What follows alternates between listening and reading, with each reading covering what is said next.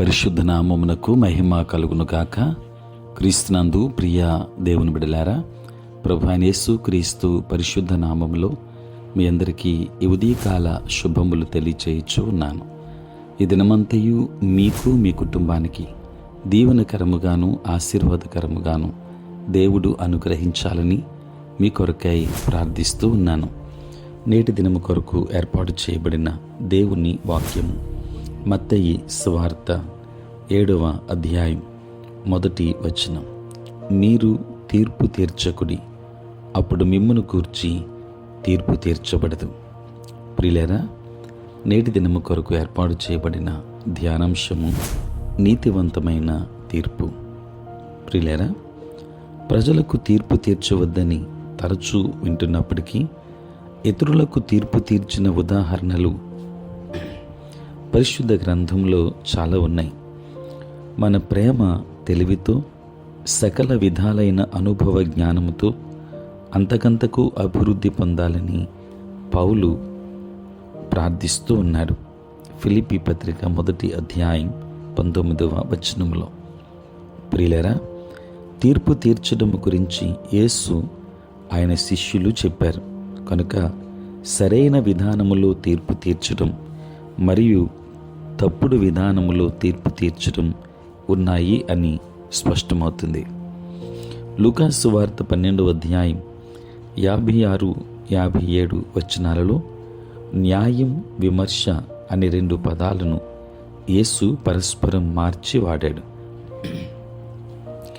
ఒక వ్యక్తిని లేక పరిస్థితిని ఆత్మీయముగా వివేచించడం, పరీక్షించడం ఖచ్చితంగా తప్పు కాదు. ఆత్మలను పరీక్షించుము అని పరిశుద్ధ గ్రంథం చెప్పింది. యోహాను 1వ పత్రిక 4వ అధ్యాయం 1వ వచనం. వివేచనతో తీర్పు తీర్చడం మంచిదే, నిందించే విధముగా తీర్పు తీర్చడం తప్పు.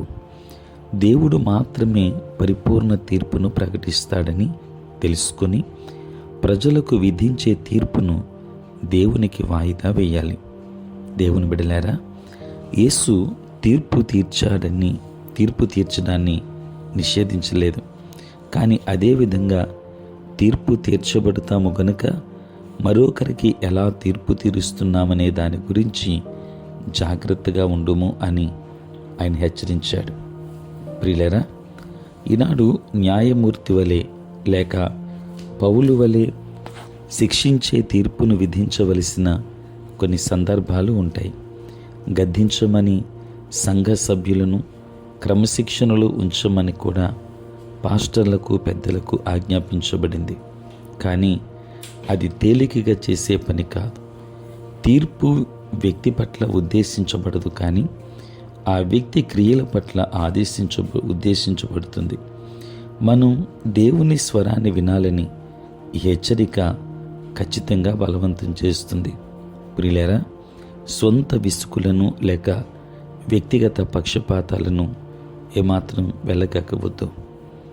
దేవుని వాక్యాన్ని వింటున్న దేవుని బిడ్డలారా, తీర్పును తీర్చడంలో ప్రతి క్రైస్తవునికి దేవుని జ్ఞానం అవసరం.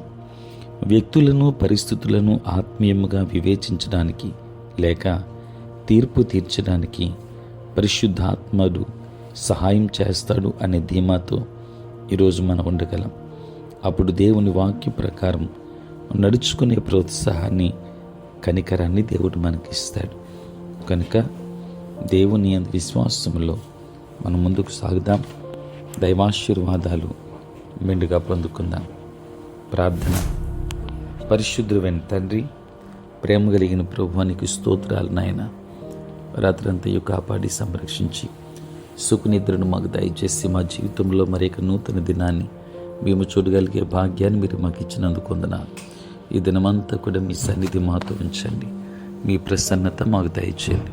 మా ప్రతి పనిలో, పరిచర్యలో మీరే తోడై ఉండండి తండ్రి. బలహీనులైన బిడ్డలను బలపరచండి నాయన. ఉద్యోగస్తులు, వ్యాపారస్తులు, కష్టపడి పని చేసుకుంటున్న బిడ్డలందరినీ దీవించండి నాయన తండ్రి. అదే రీతిగా ప్రభువా, అనేక మంది బిడ్డలు తండ్రి నూతన సంవత్సరంలో ప్రవేశించి జన్మదినాన్ని జరుపుకుంటున్న వారు ఉన్నారు. వివాహపు వార్షికోత్సవాలు జరుపుకొనుచున్న వారు ఉన్నారు. అటు బిడ్డలు దీవించు నూతన ఆశీర్వాదాలు మెండుగా వారికి అనుగ్రహించుమని ప్రార్థిస్తున్నాను తండ్రి. ప్రతిదినము ఈ ప్రాతకాలపు ధ్యానములలో ఏకీభవించుచున్న ప్రతి ఒక్కరి మీద నీ కృపాహస్తము నుంచి ఆశీర్వదించుమని, శాంతిని, సమాధానము, నెమ్మదిని, ఆయురారోగ్యములను, ఆత్మీయ అభివృద్ధిని మెండుగా బిడ్డలకు అనుగ్రహించుమని యేసు నామములో ప్రార్థించి వేడుకొనుచున్నాము తండ్రి. ఆమేన్. తండ్రి, కుమార, పరిశుద్ధాత్మ త్రియేక దేవుని దీవెన సదా మీకును మీ కుటుంబానికి తోడై ఉండును గాక. ఆమేన్.